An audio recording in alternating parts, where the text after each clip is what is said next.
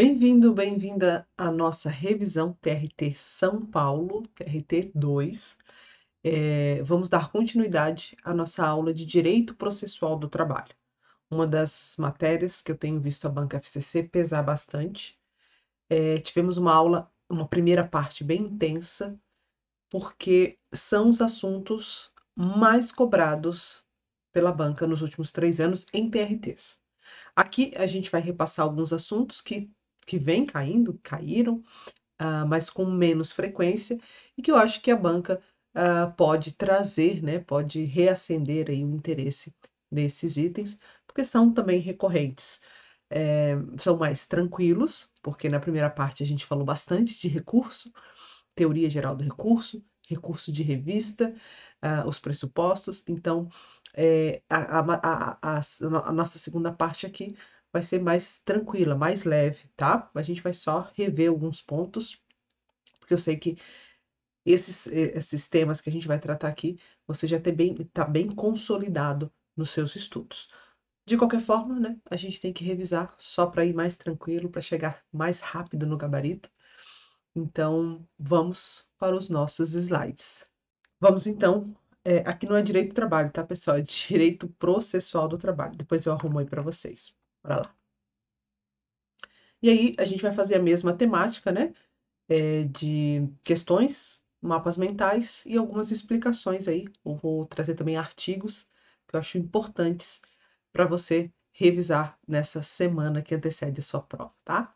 Entre as despesas processuais, assim considerados custos econômicos e financeiros do processo suportados pelas partes, estão as custas, que, segundo a legislação aplicável e o entendimento sumulado do TST.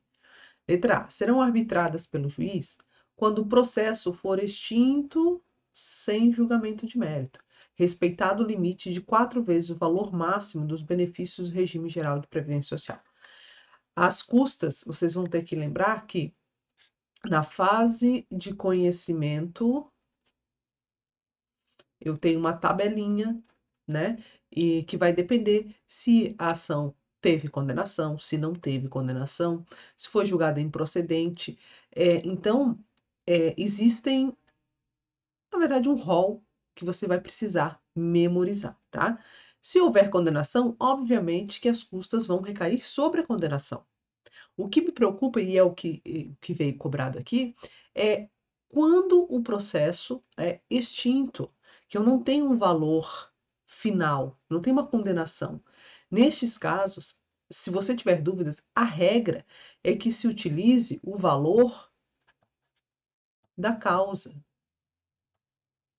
Quando a parte, né, o reclamante, perde ou tem uma sucumbência, a regra é que se utilize o valor da causa, o valor dos pedidos dado pela parte que, ao final, acabou perdendo, tá? Ou o processo foi arquivado. Então, é preciso que você memorize aquelas situações, mas, na dúvida, vá pelo valor da causa, fora a condenação aí, que a condenação é condenação. Então, aqui, no caso de extinto sem julgamento de mérito, nós temos o valor da causa. Essa é a base de cálculo aí para você calcular. Lembre-se ainda que nós temos um mínimo de R$ 10,64 e um máximo 4 vezes o teto do RGPS, do Regime Geral de Previdência Social. Lembrando que esse 10,64 aqui é o valor mínimo, né? Mas o cálculo vai ser feito à base de 2% na fase de conhecimento. 2% do valor, ou da causa, ou da condenação, esse é o valor das custas na fase de conhecimento. A fase de execução, você vai ter que memorizar lá o rol, tá? Porque são valores fixos. Dificilmente a banca cobra, tá? Então, fica tranquilo, acho que o custo-benefício para memorizar não compensa, mas você tem que saber aplicar as custas na fase de conhecimento. Eu utilizo 2%, sendo que no mínimo será 10,64. Então, se o meu cálculo de 2% foi inferior a 10,64 centavos, eu vou pagar 10,64. E o máximo, 4 vezes o valor do teto do INSS. O teto do INSS, acredito que esteja por volta de R$ 8.000 hoje, né? Chegando perto aí de R$ 8.000. Então, é mais ou menos esse valor, é o valor máximo de custas a serem pagas. Importante que você tem que lembrar que essas custas serão pagas lá na fase recursal. Se você recorreu, você tem que pagar as custas. Lembra do depósito recursal? Então, depósito recursal mais custas formam o que a gente chama de preparo. Então, cuidado com isso. Então, letra A errada aqui, né? Porque não é o arbitrada pelo juiz. Aqui é o valor da causa. Letra B. Não serão reembolsadas a parte vencedora em segunda instância, em reversão, se a parte vencida for União, Estados, Distrito Federal, os municípios, aqui, a administração direta, ou o Ministério Público do Trabalho. Eu quis trazer essa questão porque raramente vocês lembram da súmula 25 do TST. Vocês vão observar lá no artigo 790-A da CLT, no parágrafo único, que algumas pessoas, por exemplo, a administração direta e MPT, eles são isentos de custas. Eles não pagam custas para recorrer e nem dentro do processo. Eles não pagam custas. Ocorre que, suponha que a parte iniciativa privada, você recorreu e pagou as custas, porque você precisava pagar as custas. Lembra do preparo? Então, você pagou as custas. No final, o recurso foi provido, você ganhou. Ou seja, você não é mais sucumbente. Aquelas custas que você pagou, você vai ter que ter reembolsado de quem perdeu o processo, que no caso foi a administração direta ou o Ministério Público do Trabalho. Neste caso, eles são isentos. Você vai ficar no prejuízo? Não, né? Você não vai ficar no prejuízo, você vai ter que ter reembolsada essas custas, correto? E aí, e essa é a questão, isso é a súmula 25 do TST. E essas pessoas, administração direta, Ministério Público, que são isentas, elas vão continuar isentas mesmo que você já tenha feito o pagamento das custas? Ou elas vão ter que te reembolsar? O artigo 790-A da CLT vai dizer que a administração pública, aqui, a administração pública, considerando também as fundações e autarquias, que não explore atividade econômica, vão ter que reembolsar essa inversão do ônus, né, das custas processuais. Então, a União, o Distrito Federal, os estados, municípios, autarquia, fundações vão ter que te reembolsar se você ganhou o recurso, né? Você pagou primeiro para poder recorrer, chegou lá, ganhou o recurso, essas custas terão que ser reembolsadas, tá? Ainda que essas pessoas sejam isentas de custas. Combinado? Lembre-se disso. A banca costuma cobrar muito esse tema e vocês acabam esquecendo. Prof, e o Ministério Público? O Ministério Público, ele está isento de reembolso. É isso que diz o artigo 790-A, parágrafo único. Pode dar uma olhadinha aí, abre aí a sua CLT e veja que é isso o que o artigo dispositivo traz quanto à isenção de custas, tá bom? Dito isso, eu estou mais tranquila porque realmente vocês acabam esquecendo a súmula 25.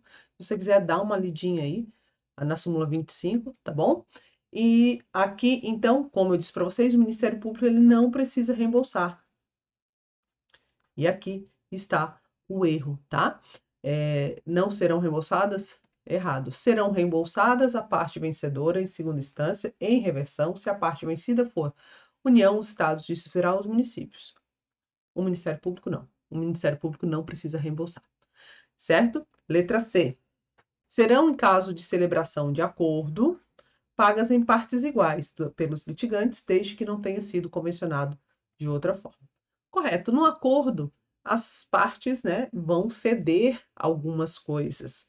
E dentre essas coisas são as custas, né? Cada uma vai arcar aí com metade das custas processuais. Muitas vezes também nem os honorários são devidos no caso de acordo, ou na verdade, há uma conversa, um diálogo aí, para que os honorários sejam fixados aí na base mínima. Mas, havendo acordo, a gente organiza, né, a casa aí de uma maneira que todos saiam ganhando, tá? E, evidentemente, para todos saírem ganhando, tem que ceder um pouquinho. Então, me parece que essa seria a letra, o nosso gabarito. Vamos deixar aqui e vamos encontrar os demais erros. Letra D, no processo de execução. Pessoal, eu vou só limpar aqui para ficar mais tranquilo de a gente trabalhar, tá? Eu vou riscar aqui os erros, ó. Não são arbitradas pelo juiz, isso aqui é o erro. E não serão reembolsadas, exceto aqui o Ministério Público, tá? A letra C nos parece a nossa resposta. Letra D, no processo de execução serão sempre, acende o alerta, de responsabilidade do executado e pagas no prazo de 15 dias após a homologação do valor da condenação. A gente está falando de custas. As custas na execução, esse sempre faz total sentido. Sempre. Sempre serão pagas pelo vencido, ou seja, por aquele que perdeu a causa. Ponto. Esse sempre pode ser colocado aí. Acontece que elas serão pagas ao final, sempre ao final. Sempre pelo vencido, né? E sempre ao final. Nós não temos esse prazo aqui de 15 dias, ainda mais na homologação do valor do acordo. Por quê? A execução ela vai terminar quando houver o pagamento, seja ele penhora, bloqueio, enfim, tá? O juiz vai sentenciar a execução.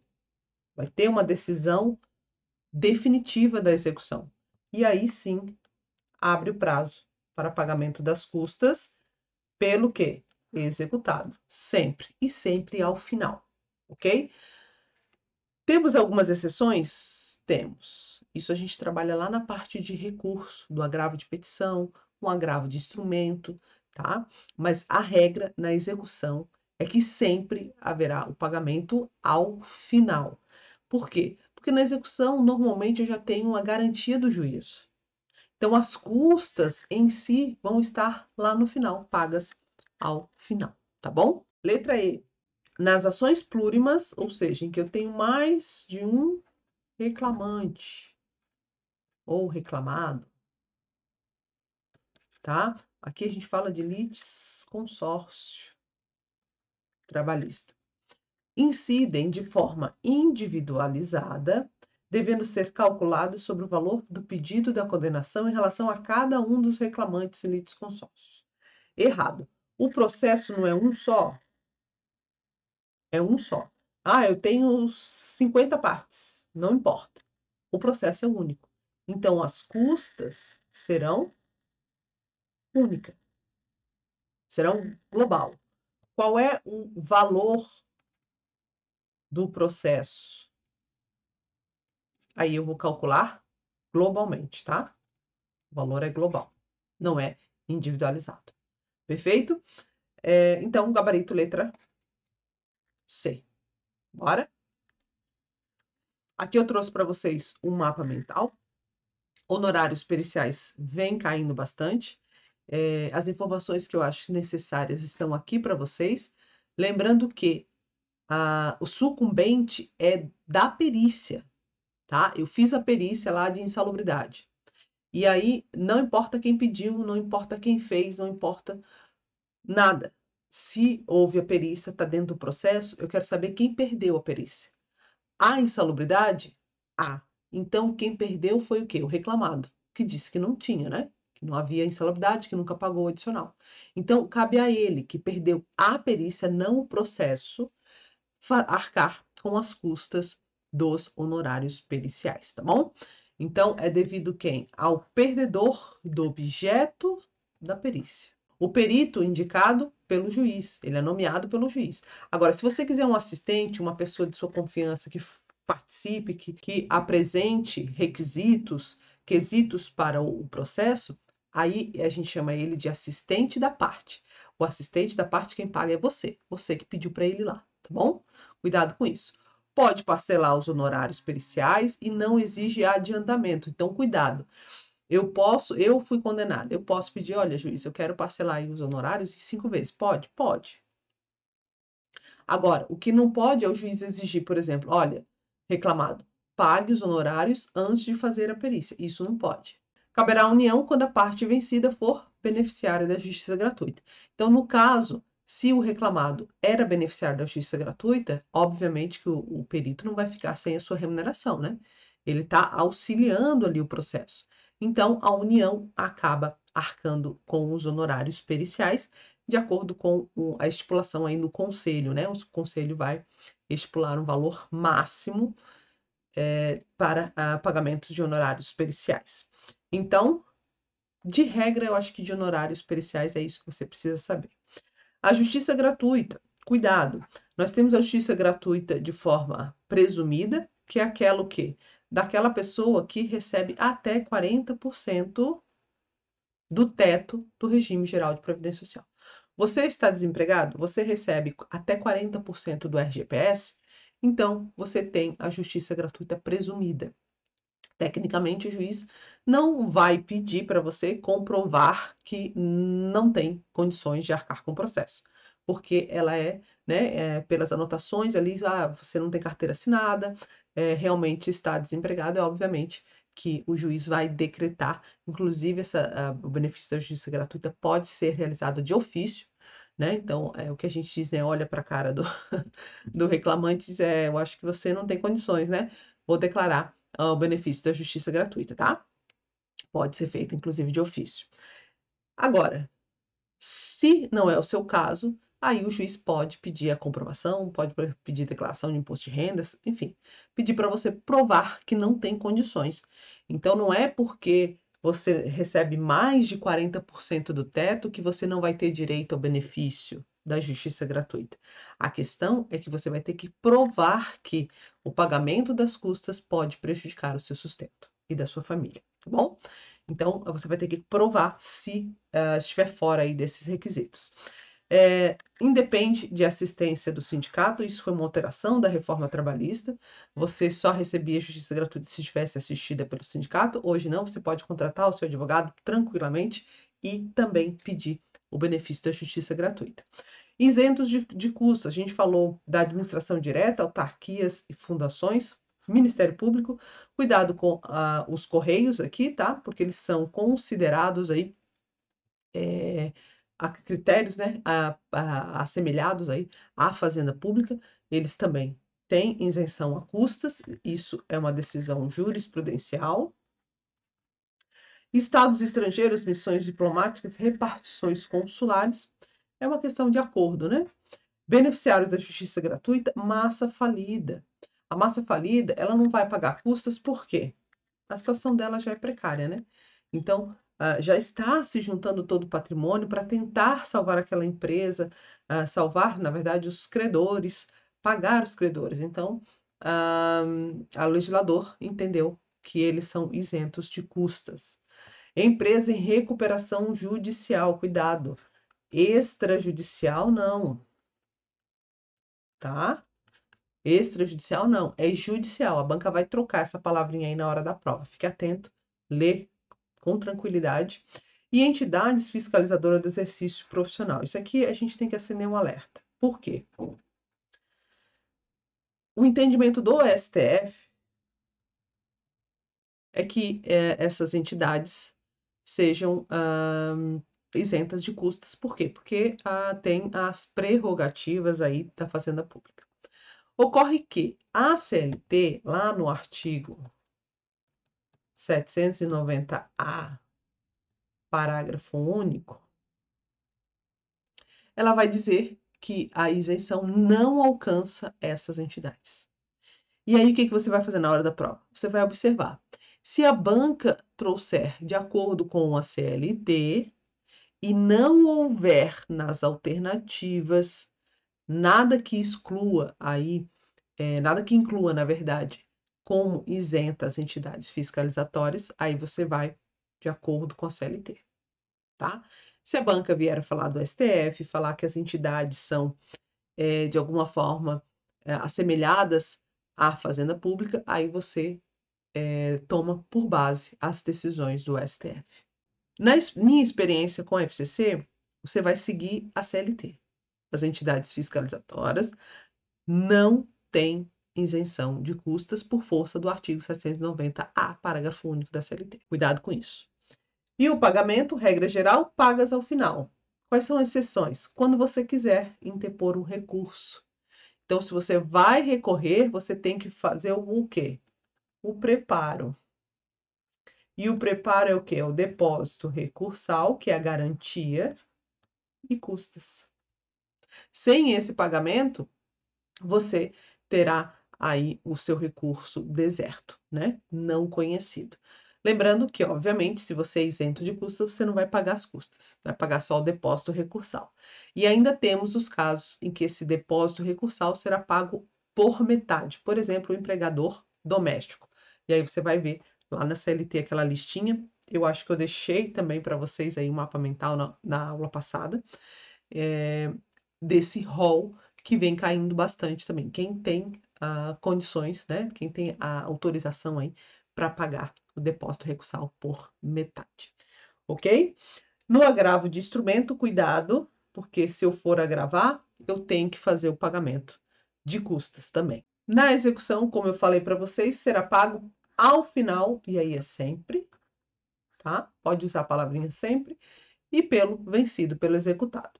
Acordo, a gente trabalhou na questão, ações plurimas também, e o sindicato aqui, ele será, a responsabilidade aqui será solidária quando a parte não tem o quê? Isenção de custas, ela não é beneficiária da justiça gratuita.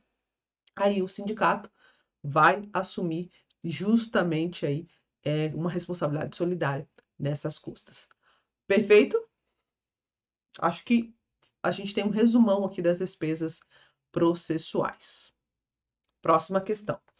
Atos, termos e prazos no processo de trabalho, de acordo com previsões legais, é correto afirmar: os atos processuais serão públicos, perfeito, salvo quando o contrário determinar o interesse social, perfeito, e serão realizados em dias úteis, ótimo, das 6 às 18 sem prorrogação. Aqui, o finalzinho, né, derrapou aí na errada. Por quê? Aqui, pessoal, cuidado. Audiências das 8 às 18. Atos processuais das 6 às 20 horas. A banca vai sempre trocar essas datas. Por quê? Porque é memorização. Vocês vão confundir lá na hora, tá nervoso. Ai, meu Deus, será que é das 6 às 18? Será que é das 8 às 20? Então, cuidado aí com o horário, tá? Muito cuidado com essas pegadinhas. E poderão ser prorrogados, tá? Quando houver aí a necessidade, o interesse público, ou houver prejuízos, né, na prorrogação, né? Se a prorrogação causar prejuízos, pode sim haver prorrogação, tá? Então, letra A errada aqui. Não é 18 horas. A penhora poderá ser realizada em sábado, domingo ou feriado, mas somente mediante a autorização expressa do juiz. Cuidado, porque lá no CPC, a penhora pode ser feita em qualquer dia. Domingo, sábado, feriado, não importa. Aqui, na Justiça do Trabalho, eu vou precisar de autorização. Só que o sábado, pessoal, é dia útil. Tá? Eu posso fazer a penhora. Então, lá no dispositivo da CLT, você vai ver domingo e feriado, eu preciso de autorização expressa do juiz. Isso, regra da Justiça do Trabalho, é regra específica. Perfeito? Não vai confundir lá com o CPC. Então, gabarito errado. Letra C. O curso do prazo processual será interrompido entre 20 de dezembro e 20 de janeiro, inclusive. Aqui são as férias, as nossas férias, né, da advocacia. Como assim, professora, férias da advocacia? Advogado também precisa de férias, né, gente? E aí, nesse período, os processos terão prazos suspensos, não interrompidos. Aqui já suspenso. Isso quer dizer que não vai correr prazo. Para quê? Para que o advogado possa descansar, possa ter suas férias, programar, né? Desligar um pouquinho aí da esfera judicial, dos seus processos, da sua atividade laboral, tá bom? Então, você vai ver esses prazos como férias dos advogados da iniciativa privada. Por quê? Juiz, advogado público, defensor público, Ministério Público, esses servidores terão lá suas férias de acordo com os seus estatutos.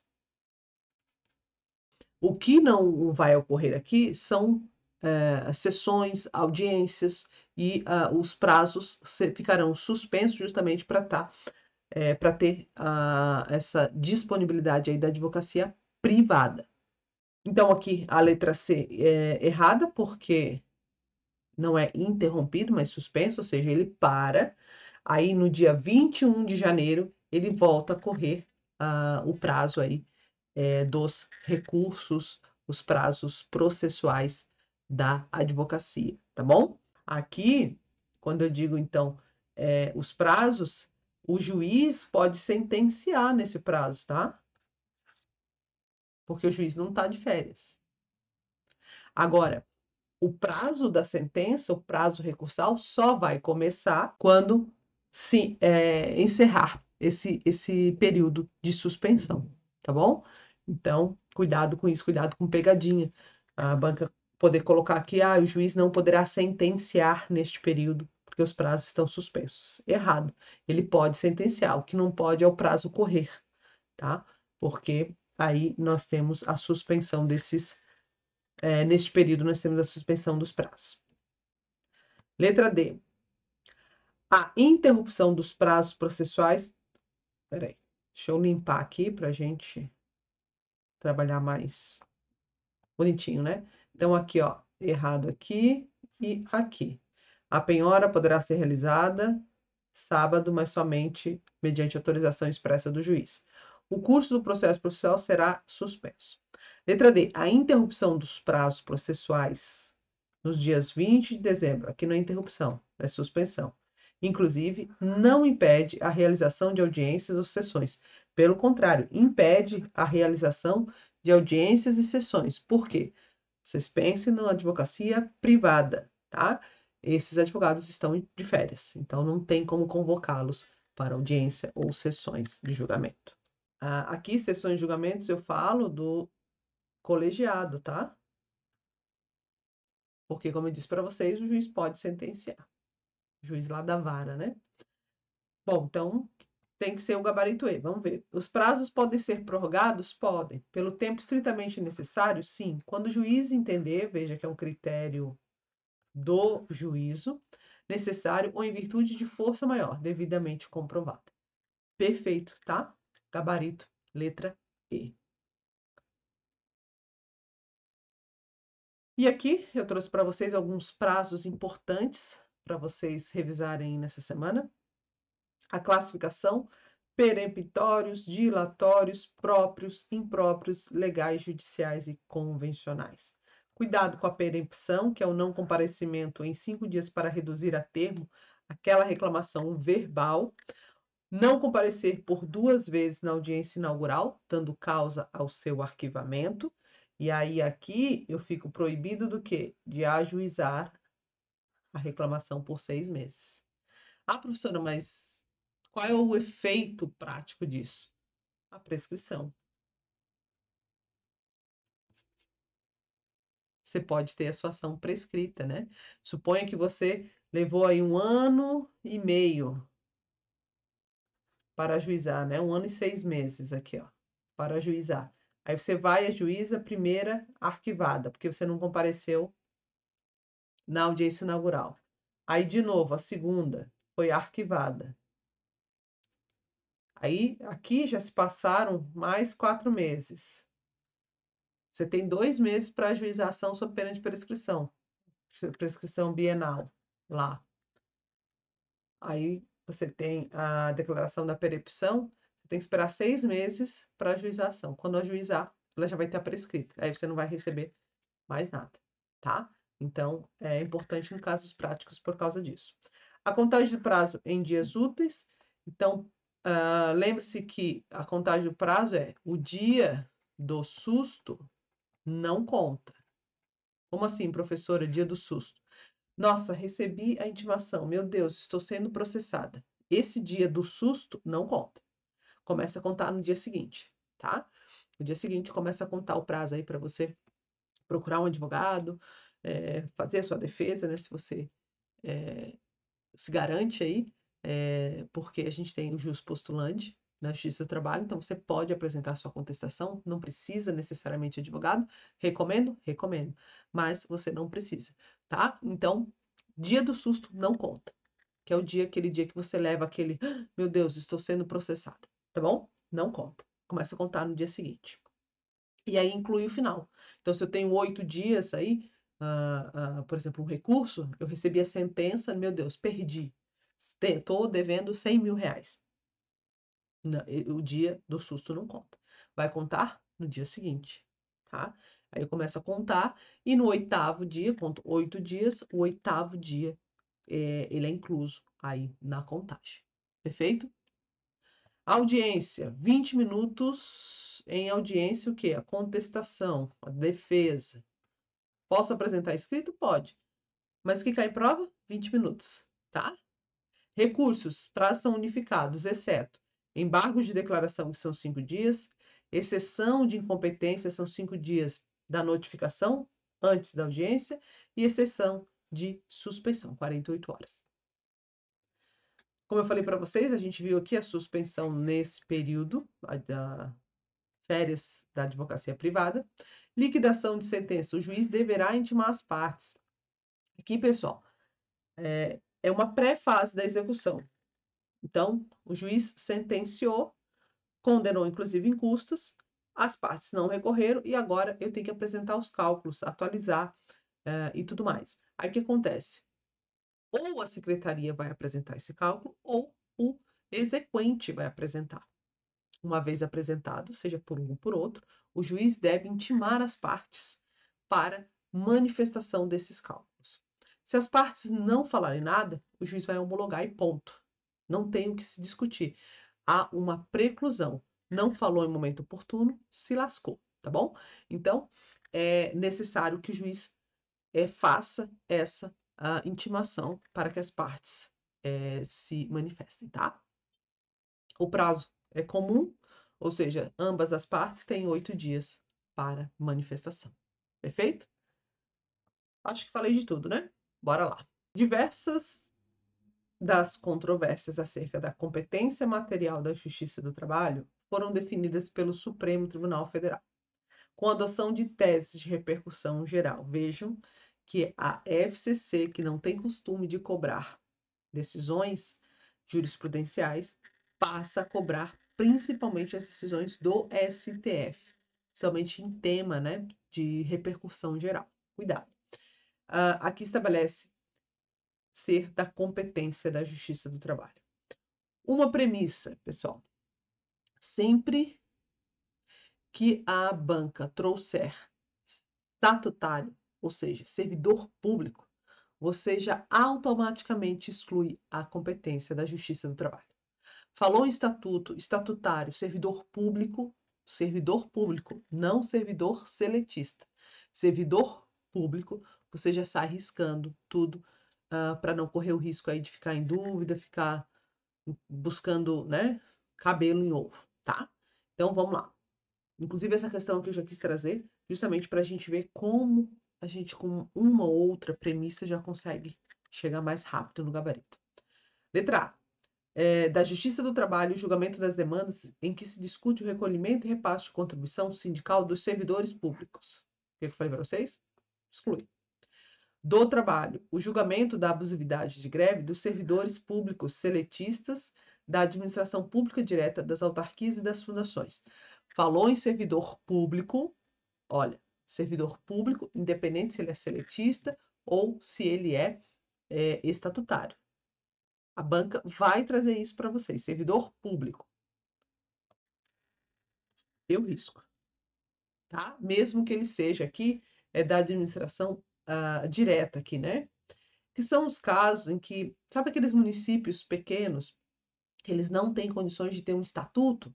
Então, eles jogam para a CLT. Só que eles são servidores públicos seletistas. Por quê? Porque o município não tem aí condições de ter um estatuto, de manter um estatuto, ou mesmo não tem interesse nenhum em regular os servidores públicos, tá bom? Aí eles vão ter que ter algum regulamento, e aí joga para a CLT. Letra C. Comum. O julgamento da ação judiciária por servidor seletista. Olha a diferença.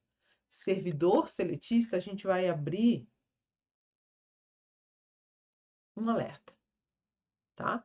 Porque ainda existe um pouquinho de divergência, mas, na dúvida, coloca para a justiça comum. Também o servidor seletista, tá? E aí, cuidado, porque servidor seletista é diferente de empregado público. Porque esse empregado público é aquele de PJ, da administração indireta. E ele é regido pela CLT. Por quê? Porque ele concorre aí no mercado privado.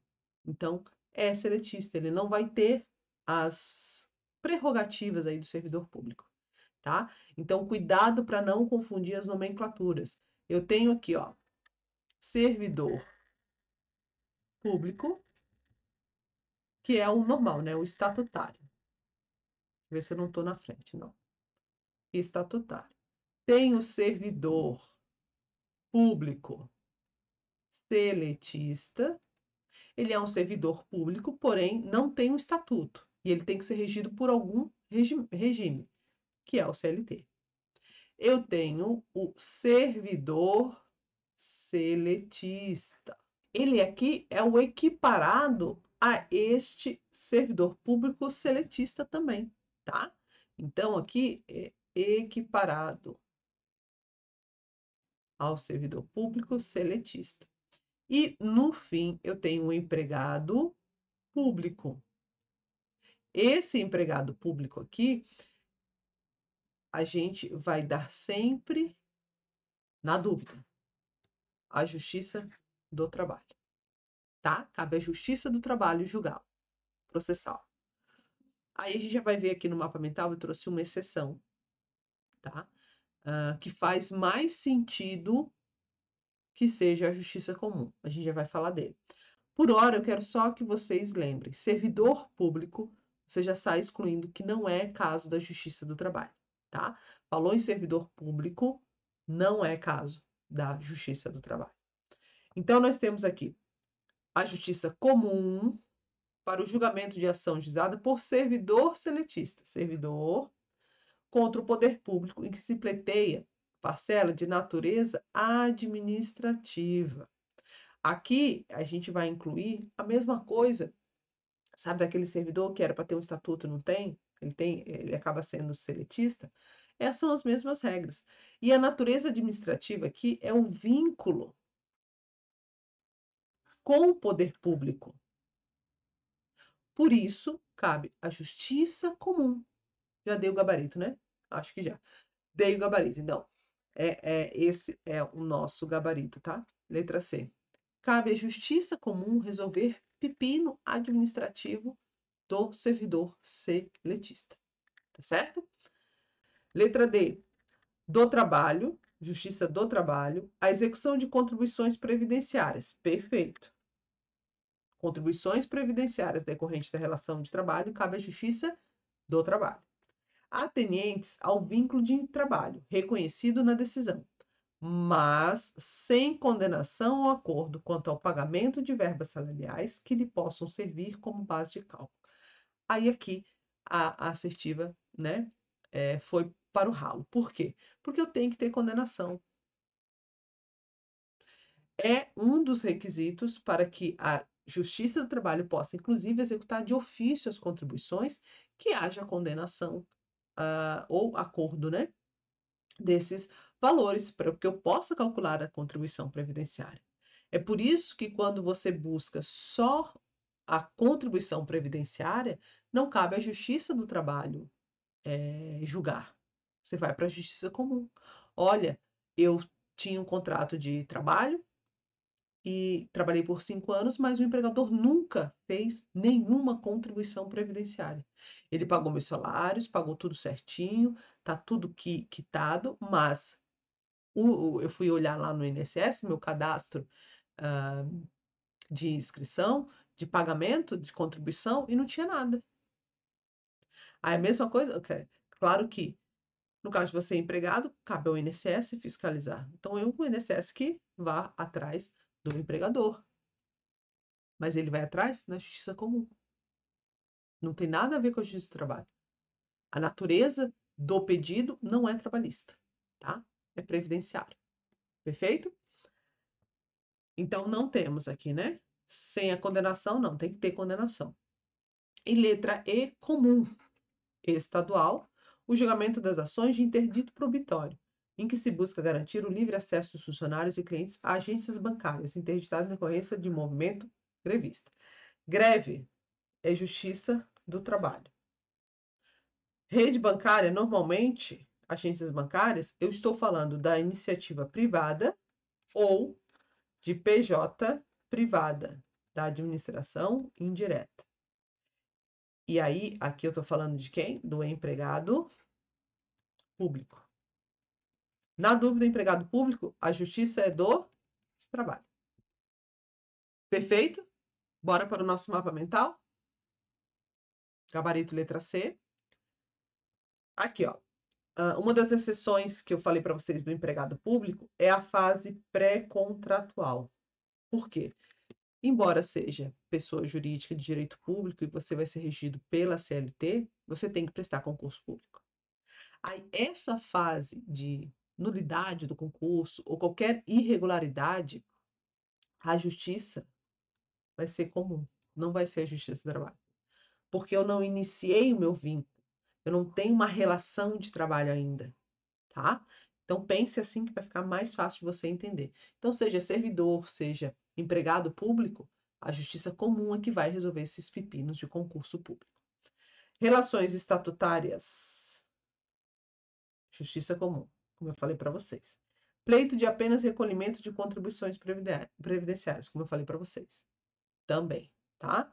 Aqui, a contribuição, para ser de ofício, inclusive, tem que ter condenação trabalhista.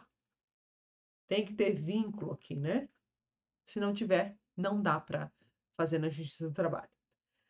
Competência material, trabalhadores avulsos, ações de sindicatos, greve, inclusive as possessórias.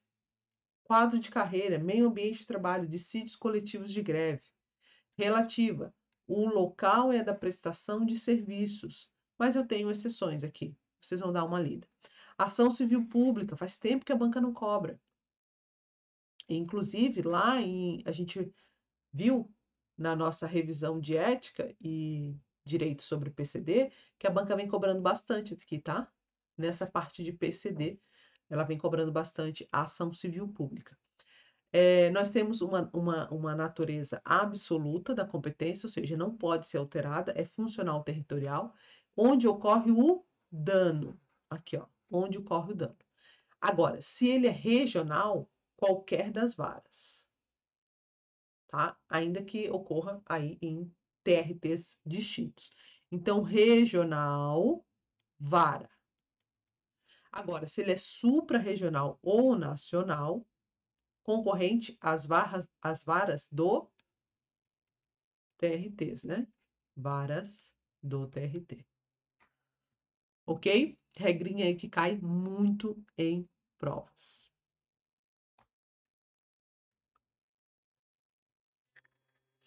Maria Clara foi aprovada no concurso para provimento de vagas de um Tribunal Regional do Trabalho.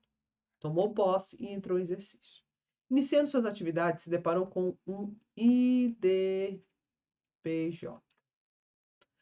Na reclamação trabalhista A, e algumas dúvidas surgiram. Mania não, né? Que é Maria. Maria Clara, estudando a matéria, verificou, de acordo com a consolidação das leis do trabalho, da decisão que a acolher o incidente na fase de execução. Isso é questão batida. Não dá para errar, tá? Não dá para errar. A regra, o que que é? Nós temos que decisões interlocutórias não são recorríveis. Essa é a regra. Decisões interlocutórias irrecorríveis de imediato. Essa é a regra. E você vai aplicar essa regra quando? Fase de conhecimento. Essa é a regra. Por quê? Na fase de execução, eu não tenho como esperar que o processo caminhe sem eu perder meus bens, sem ter expropriação dos bens, sem eu ter a penhora, bloqueio de valores. Eu tenho uma certa urgência na fase de execução. Não só para ir finalizar o processo, mas também para não ter os meus bens bloqueados. Então, a regra geral, ela vai ser aplicada à fase de conhecimento, que eu posso negociar, posso ir com calma, meus bens estão protegidos, entendeu? Eu posso discutir, posso guardar a sentença, o recurso, certo? Eu sei que vou recorrer lá na frente, mas na fase de execução é ágil. Eu estou perto de ter a expropriação dos meus bens. Então, eu vou poder recorrer de imediato, ainda que seja uma decisão interlocutória. Vamos para as assertivas. Letra A. Caberá agravo de instrumento, desde que esteja garantido o juízo. Eu nem vou falar disso agora. Agravo de instrumento é para quê? Destravar recurso. Ora, saiu a decisão. Eu recorri de alguma coisa? Não. Então não cabe agravo de instrumento. Porque eu nem recorri, como é que eu vou interpor um agravo de instrumento?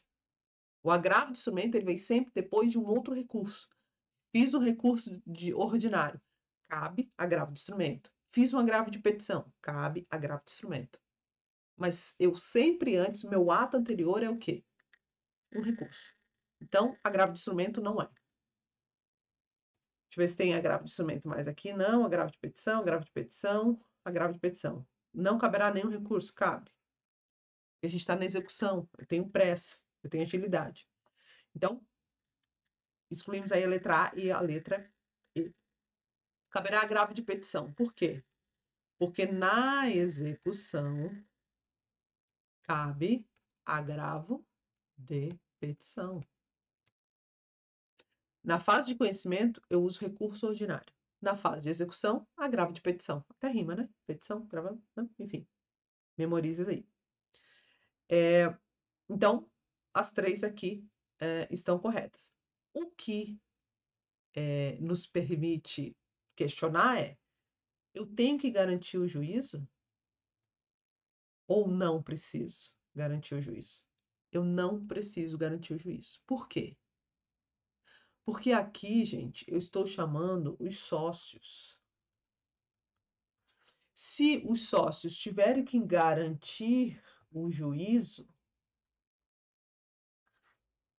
eu vou estar penhorando previamente o bens daquele que veio, né, que foi chamado aí a responder pela dívida no lugar da empresa. Ou seja, seria equivalente a pedir um depósito antecipado para eu poder recorrer. E aí a gente sabe que eu não posso exigir depósito para recorrer, seja administrativamente ou judicialmente. Então, se eu tivesse que garantir o juízo, eu estaria forçando, né, ou até impedindo que houvesse recurso, porque aquela parte teria que garantir o juízo. Tá? Não sei se vocês entenderam a lógica de não precisar garantir o juízo, para eu possibilitar que qualquer pessoa possa recorrer no caso de incidente de desconsideração da personalidade jurídica. Tá? Então, não preciso garantir o juízo. Gabarito, letra D. Tá? Porque eu não preciso garantir o juízo desde que esteja garantido o juízo, não. Gabarito, letra D. Questão batida e cai bastante, tá? Não sei qual é o fetiche aí da banca nesse tema. Inclusive, a gente vai responder daqui a pouquinho mais outra questão sobre o incidente de desconsideração da personalidade jurídica. Bora lá. Aqui eu trouxe para vocês algumas especificações sobre execuções contra a fazenda pública, contribuições sociais, falência, prestações sucessivas, cuidado aqui, ó, vocês acabam se confundindo, e aqui a desconsideração da personalidade jurídica. Cuidado, tá? No agravo, caberá agravo interno quando a decisão for do relator, ou seja, o processo já está lá no TRT ou no TST, quando o incidente de desconsideração é decidido. E aí, aqui, eu não falo agravo de petição, ó. Eu vou falar do agravo interno, tá? Então, cuidado aí no caso de IDPJ no tribunal. Que aí o nome do agravo vai ser alterado. Mas jamais vai caber aí agravo de instrumento contra a decisão interlocutória que decide o incidente de desconsideração da personalidade jurídica.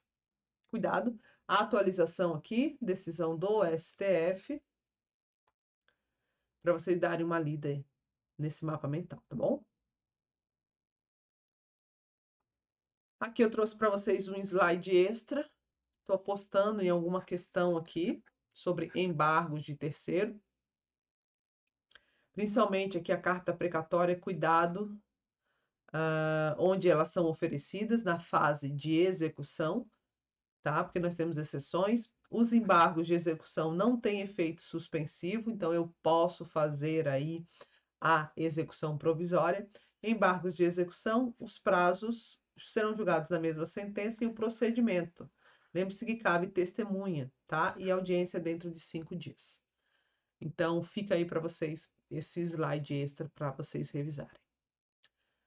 Railton e a empresa Paex Importação e Exportação mantiveram um contrato de trabalho por 5 anos. Com o objetivo de encerrar a relação de trabalho de forma consensual, ambas as partes optaram por formalizar um acordo extrajudicial. Aqui está o nosso tema, no qual foram estabelecidos 5 valores de rescisão, abrangendo saldo de salário, férias, FGTS, entre outros direitos. Para garantir a validade e eficácia desse acordo, as partes decidiram submetê-lo à homologação judicial, através do processo específico previsto na CLT, que prevê. Letra A. Para a proteção do trabalhador, o advogado, pelo mesmo nomeado, deve ser do sindicato da categoria. Não. O empregado, ele pode ter seu próprio advogado. Ele não precisa, aqui não é deve, é pode ser do sindicato, mas não precisa ser do sindicato, tá? As verbas rescisórias previstas no acordo devem ser pagas até 10 dias contados a partir do término do contrato, sob pena de incidência de multa em favor do empregado, em valor equivalente ao salário devidamente corrigido. Perfeito. Por que perfeito, professora? Porque o fato das partes pedirem homologação não prorroga a data do pagamento das verbas rescisórias. Imagine, a parte vai lá, faz uma homologação, né? O empregador convence o empregado a fazer uma homologação do termo, né? Da extinção do contrato. Aí, olha, vou pagar as verbas só depois que o juiz deliberar. Aí passa 3, 4, 5, 6 meses, não sei como é que é aí na sua vara, mas pode passar, às vezes pode passar até 1 ano para que haja uma homologação. Aí o empregado vai esperar um ano para receber as verbas rescisórias? Faz algum sentido? Nenhum, né? Então, não, ele tem que pagar no prazo estipulado lá na CLT. Tem que pagar as verbas. Ah, professora, mas se as verbas não forem aquilo, se não houver homologação, aí se resolve depois. Já foi paga uma parte, aí se tiver que descontar, desconta, se tiver que pagar mais, paga, mas as verbas rescisórias terão que ser pagas no prazo estipulado ao final do término do contrato. Bom? Letra C. O processo de homologação de acordo extrajudicial terá início por petição conjunta. Perfeito.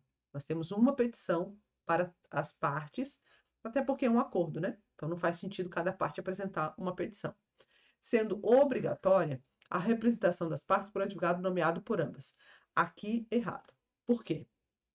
Primeiro ponto, que não cabe jus postulante. E segundo, que os advogados, aqui, ó. Opa. Os advogados precisam ser distintos. Eu, empregado com meu advogado, ou com o advogado do sindicato, e você, empregador, com seu advogado.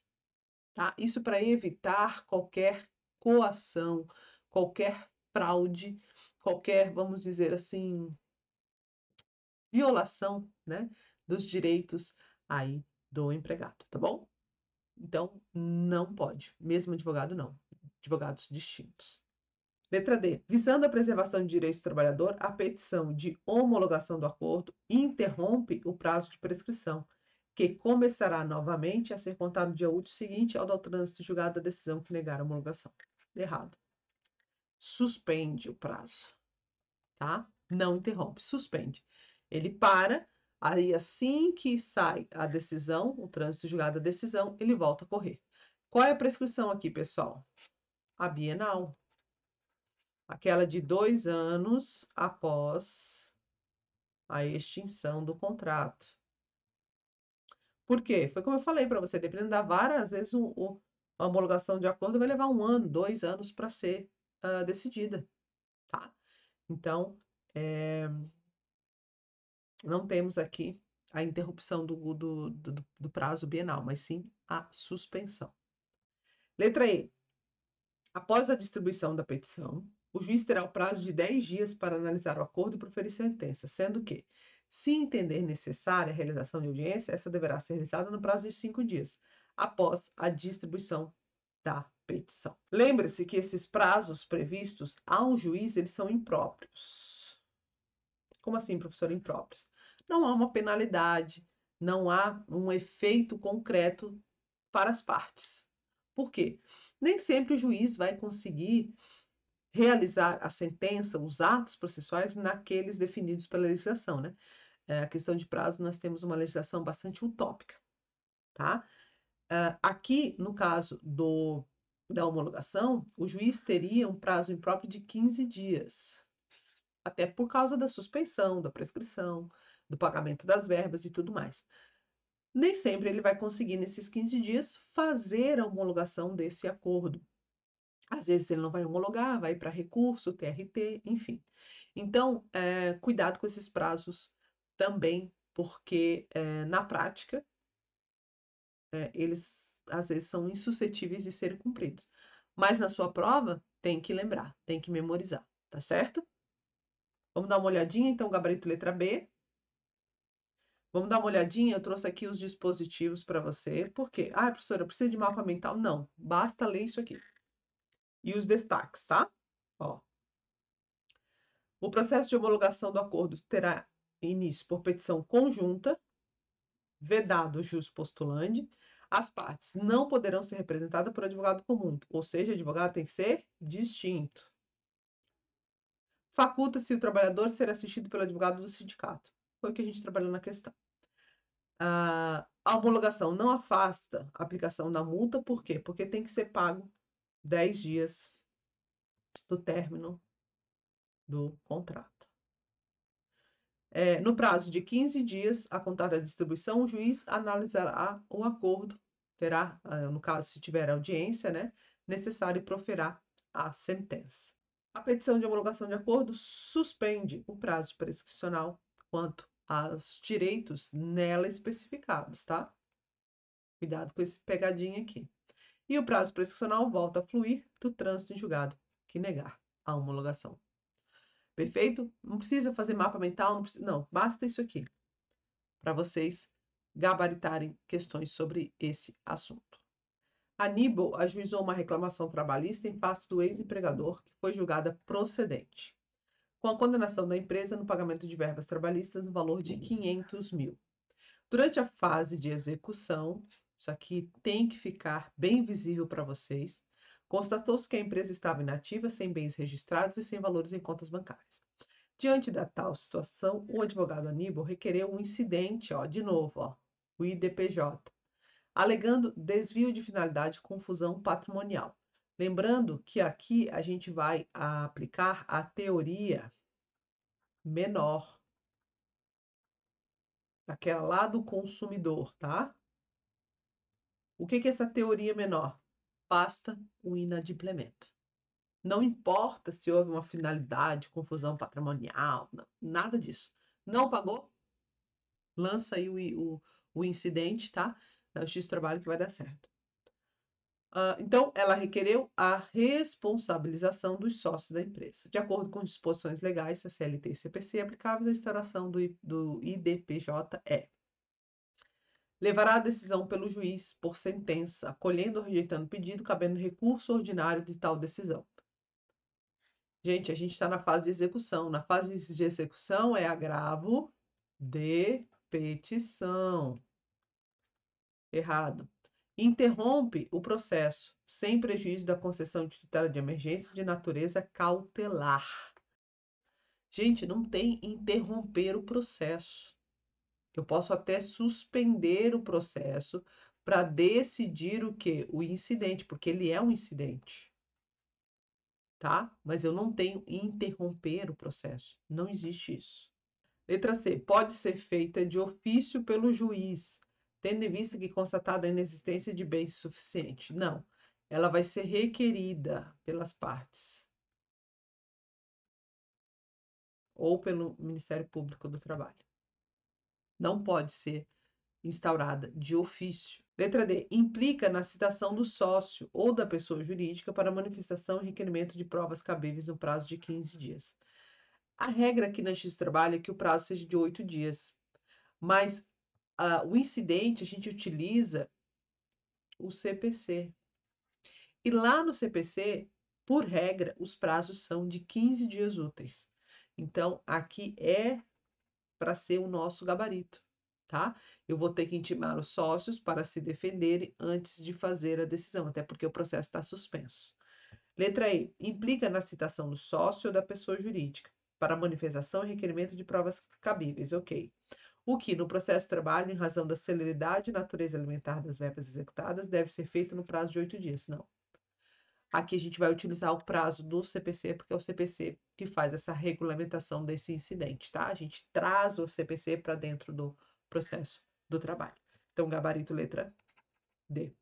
Vamos dar uma olhadinha aqui nos dispositivos que eu trouxe para você. Basta isso aqui para você gabaritar, tá? Questões sobre o incidente.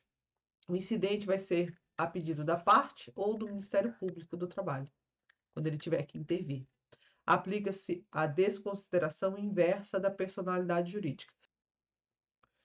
Aqui eu tenho um sócio, no caso de desconsideração, eu tenho um sócio e tenho a empresa, né? Aí o que ele faz? Ele pega os bens, a empresa, e joga para o sócio. Então, deixa a empresa zerada. Isso é desconsideração. Aí, o que eu faço? Eu vou atrás do sócio. No inverso, o que é? Eu tenho a empresa e tenho o sócio. O que o sócio faz? Ele leva para a empresa todos os bens. E aí, quando eu executo o sócio, que ele está zerado, eu descubro que ele fez o quê? Ele levou os bens dele para uma empresa. Aí eu vou atrás dessa empresa. Isso é desconsideração inversa da personalidade jurídica, tá? Que também pode ocorrer, por quê? Porque aqui a gente está falando do CPC. E a gente aplica o CPC dentro do processo do trabalho. Artigo 134. O incidente de desconsideração é cabível em todas as fases do processo, de conhecimento, de cumprimento de sentença, de execução.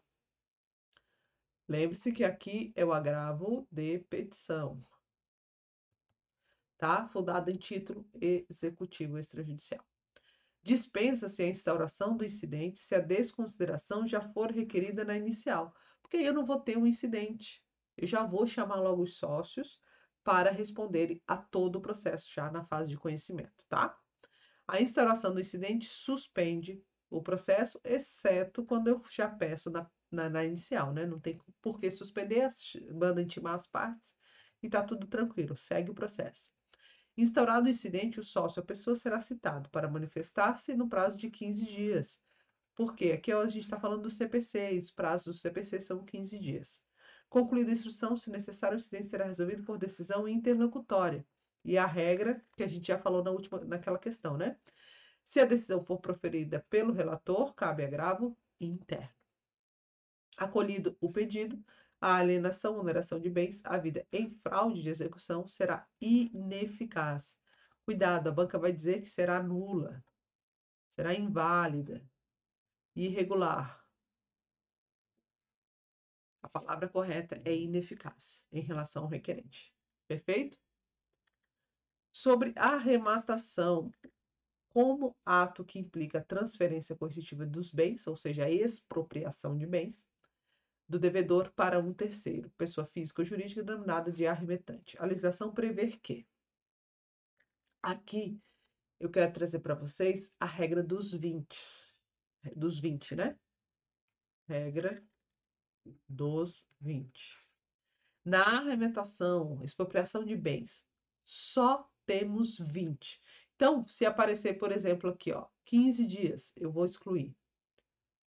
48 horas, eu vou excluir. 30%, vou excluir. Professora, eu não estou entendendo nada. Vou te mostrar aqui no nosso mapa mental. Aqui, ó. Regra dos 20. Prazo do edital, 20 dias. Lance, 20%. Pagamento, 24 horas. É tudo 20, tá? E aí você vai ver que dá para resolver questões assim, ou dá para excluir pelo menos uma, duas questões. A mesma será feita em dia e hora anunciados por edital. Perfeito. É fixado na sede e publicado em jornal de grande circulação com antecedência de 15 dias, não, é 20. Não atendo o arremetante e nem seu fiador, paga o preço da arremetação no prazo de 48 horas? Não, 24 horas. Perderá em benefício a execução o sinal que havia dado voltado à praça de bens penhorados. O lance deve ser garantido pelo arremetante com sinal correspondente de 20%, regra dos 20, sendo que, se este ou seu fiador não pagar dentro de 24 horas o preço da arremetação, o sinal dado será perdido em benefício da execução. Perfeito. Letra D. O arrematante deverá garantir o lance com sinal correspondente a 30? Não. 20. Letra E. Não havendo licitante e não requerendo o exequente a adjudicação dos bens, a asta pública será cancelada. Errado, né? Aqui será nomeado leiloeiro pelo juiz para que faça a venda dos bens. Perfeito? Gabarito aí, então, letra C. Trouxe aqui, então, para vocês darem uma lida. Impugnação, os prazos, impugnação, arrematação. Mas o que eu queria trazer mesmo era essa regra aqui, ó. Regra dos 20 para vocês. Bora lá. Eu acho que aqui agora a gente acabou a nossa revisão por questões, mas eu quis trazer, até porque a gente já está com prazo bem estourado. E esses são temas que a banca tem, vamos dizer assim, esquecido no baú lá. No último ano caiu uma ou duas questões sobre esses temas. Então, eu vou deixar uns mapas mentais para vocês sobre dissídio coletivo.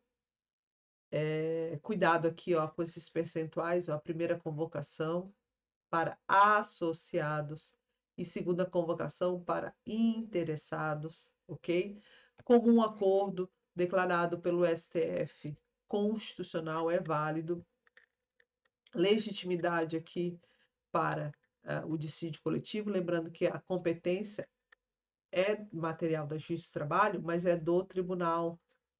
Não tem dissídio coletivo julgado, processado pelo juiz da vara, tá? Ele é uma competência originária do TRT. Se houver aqui, ó, nós estamos com, você vai concorrer aí o TRT de São Paulo. Se houver conflito com o TRT de Campinas, quem decide é o TRT de São Paulo, tá? Se eu tenho conflito TRT de Campinas e TRT de São Paulo, por quê? Porque eu tenho 2 tribunais no mesmo estado. Então, cabe ao TRT de São Paulo decidir. Questãozinha boa, né? Boa e fraca, não pode errar.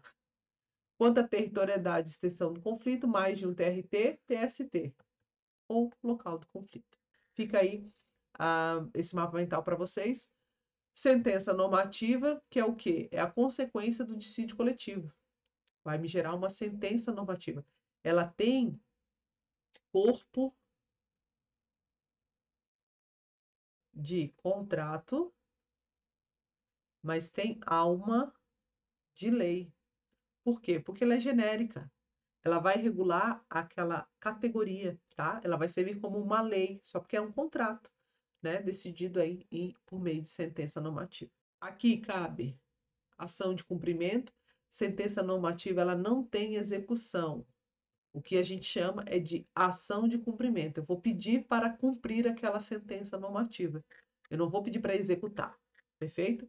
Aqui são as características. Cuidado com o prazo para ajuizamento, porque dependendo da data do prazo, eu tenho a vigência dela definida com base nesse ajuizamento e é dispensável o trânsito julgado da sentença normativa para que eu ajuize aí a ação de cumprimento, tá? Cuidado, tem muita súmula e OJ nesse sentido, então dê uma olhadinha. Você faz parte do nosso planner 60 dias, a gente colocou aí no nosso planner. Características da sentença normativa, prazo máximo de 4 anos. Não tem ultratividade, tá? Igual aí o ACT e o CCT. Recursos, aqui vocês dão uma olhadinha. Só cabe recurso ordinário, né? Porque a sentença normativa não vai ser uma competência do TRT originária, então não vai caber recurso de revista. A gente falou bastante disso na nossa revisão, primeira parte. E aqui, outros slides extras. Vou deixar para vocês aí, depósito recursal, que é a parte de recurso que a gente tratou na primeira parte, tá? Teoria geral do recurso, pressupostos dos recursos aqui, para vocês memorizarem, efeitos, interposição, enfim. Vários slides aí para vocês, mandado de segurança. Lembre-se da aula que a gente fez, a gente corrigiu o TRT do Rio de Janeiro, se não me falta a memória, mas eu deixei o link do vídeo que a gente trabalhou, mandado de segurança, trabalhamos ação rescisória muito bem para a sua prova, tá? Por isso que a gente não trabalhou aqui mandado de segurança e ação rescisória na nossa revisão. Por quê? Porque você pode assistir essa correção de provas lá no meu canal do YouTube, liberado para todo mundo. Então assistam, não deixem de assistir, tá? Foi a prova do TRT do Rio de Janeiro, se não me falta a memória, que a gente corrigiu. Ação rescisória, e aí nós finalizamos aqui a nossa parte de processo do trabalho, né? Eu trouxe o máximo de conteúdo para vocês. Acredito que a prova vai trazer, vai estar aqui dentro dessa nossa revisão, parte 1 e parte 2. Então não deixe de assistir, ok? Não deixe de assistir essas aulas, porque eu estou sentindo que o TRT de São Paulo vai assistir essas aulas e vai cobrar aí só o que a gente revisou, tá bom? Muito obrigada pela sua companhia.